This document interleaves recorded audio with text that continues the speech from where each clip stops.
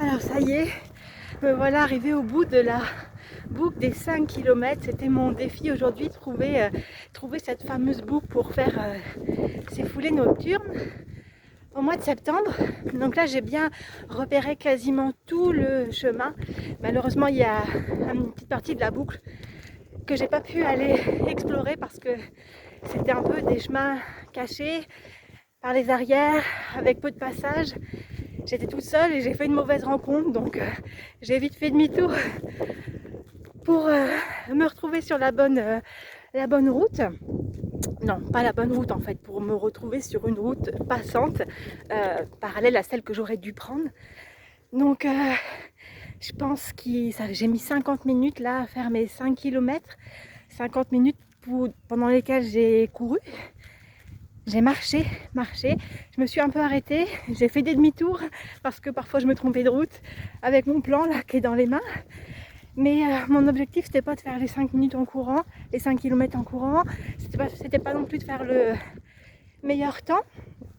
Mon objectif c'était de voir voilà, ce chemin, voir ce que j'étais capable de faire et surtout je voulais pas tomber dans le piège de tout donner, courir et puis plus être capable d'arriver au bout en fait et d'en avoir marre. Et mon objectif, si tu me suis depuis le début de ce défi, ou si vous me suivez, si vous êtes plusieurs, c'était aussi de me trouver une motivation parce que hier quand j'ai fait le premier parcours, je me suis rendu compte que ma difficulté c'était pas mon corps, c'était pas ma respiration. Merci le yoga vraiment parce que je suis pas une coureuse, je suis pas une sportive, mais grâce au yoga j'ai vraiment développé des aptitudes physiques, respiratoires, mentales aussi. Mais ce qui a été le plus dur c'est quand même le mental. Et hier je me disais pourquoi je fais ça, pourquoi je m'oblige pas. La course à la base c'est pas un plaisir, mais ce que j'adore c'est relever des défis. Je suis vraiment une fille de défis.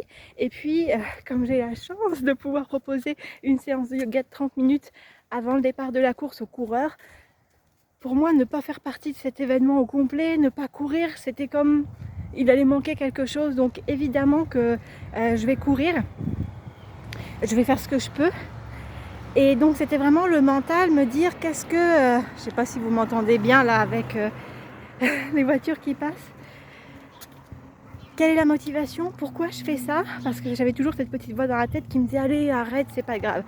Et donc ma motivation c'est de penser, c'est de courir pour ma fille qui a un autisme et elle, même quand on en a marre, elle peut pas retirer son autisme. On compare souvent l'autisme, en tout cas nous dans la famille, à un boulet qui est accroché, qui est toujours là pour dormir, pour manger, pour aller à l'école, pour apprendre, pour descendre les escaliers, pour se laver, tout le temps avec un boulet qu'on peut jamais retirer, donc tout est toujours plus dur. Et même dans les moments où c'est difficile, elle n'a pas le choix, elle ne peut pas le retirer, il va falloir qu'elle fasse avec toute sa vie. Donc moi, même dans les moments dans ma course où c'est un peu difficile, de repenser à elle et de me dire qu'elle lâche rien parce qu'elle n'a pas le choix, moi je lâche rien, ça m'aide. Donc là, je cours en bleu, en tenue bleue, j'ai mon petit on voit pas très bien dans mes cheveux, mon petit foulard bleu. Et effectivement, de penser à elle, de courir pour elle, ça m'a vraiment aidé mentalement. Donc prochain entraînement, demain pas possible je pense pas, ce week-end. L'idée ce sera d'essayer de faire une boucle, la vraie boucle en fait, cette fois-ci avec le petit chemin caché que j'ai pas pu faire aujourd'hui. Et puis de voir ce que je suis capable de faire aussi en temps et en endurance. Donc voilà, donc là, petite douche bien méritée, massage aussi, j'ai vraiment besoin d'un massage avec mes balles.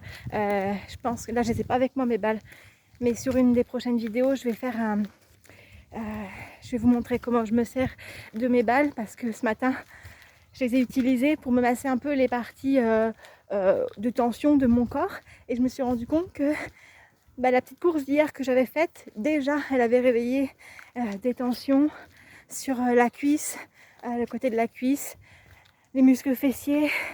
Donc du coup ça va être intéressant d'aller explorer comment les balles vont pouvoir me soulager pour la course et puis dans mon quotidien. Je les utilise tout le temps de toute façon.